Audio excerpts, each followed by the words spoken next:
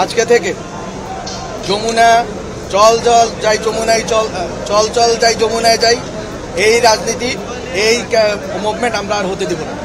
আমরা এই ক্ষেত্রে স্ট্রিক্ট ভূমিকায় অবতীর্ণ হব, যথেষ্ট হয়েছে।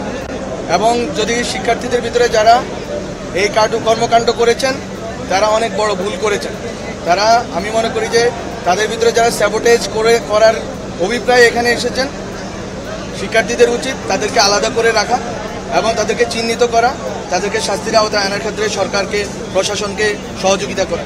কারণ একটি যদি সঠিক দাবি হয়ে থাকে, এই দাবিটার ন্যায্যতা আমরা অস্বীকার করছি না, কিন্তু আপনাদের দাবি এবং আপনাদের উপরে আজকে যে পুলিশের যেই অবস্থান, এই অবস্থানকে আপনারা ন্যায্যতা দিলেন আপনাদের অপকর্মের মাধ্যমে, এটা আপনাদের করা উচিত হয়নি। আমি মনে করি যে আপনারা সহনশীল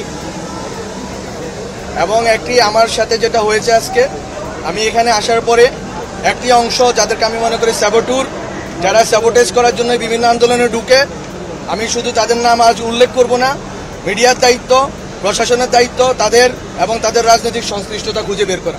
আমি বলবো না, আপনারা খুঁজে বের করুন, দেখবেন একটি গ্রুপকে পাওয়া যাবে এবং তাদের যেই নির্দিষ্টভাবে একজন ব্যক্তির প্রতি যে হিংসা গত 8 মাস ধরে রয়েছে এবং তাদের যেই হিংস্রতা অনলাইনে দেখা যায়, তারা আজকে এখানে এটা করেছেন।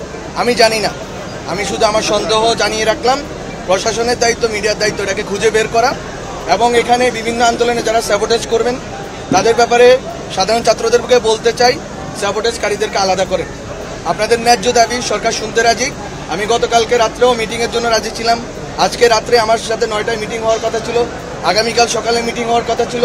কিভাবে হুট করে এই মিছিলটা সেই পুরান ঢাকা থেকে কাকরাইল পর্যন্ত এসে পৌঁছেছে আমরা জানি না। আমি আইন শৃঙ্খলা বাহিনীকে বলতে চাই যে শিক্ষক এবং শিক্ষার্থীরা যখন আন্দোলন করবেন, আপনারা অবশ্যই তাদের সাথে প্রথমে ডায়ালগ করার চেষ্টা করবেন, প্রথমে সংলাপের চেষ্টা করবেন, প্রথমে কোনোভাবে ফোর্স ইউজ করবেন না। এটা আমাদের একটা ট্রমা, আমরা যারা অভ্যুত্থানে অংশ নিয়েছি। আমি মনে করি যে আপনাদেরকে প্রতিটা পদে পদে তাদের যারা নেতৃবর্গ আছে, আজকে শিক্ষকরা ছিলেন ওখানকার, যদি আমি দেখলাম আজকে শিক্ষকরা ওদের কাছে পরাজিত হয়েছে এবং শিক্ষকরা তাদের কাছে অসহায়।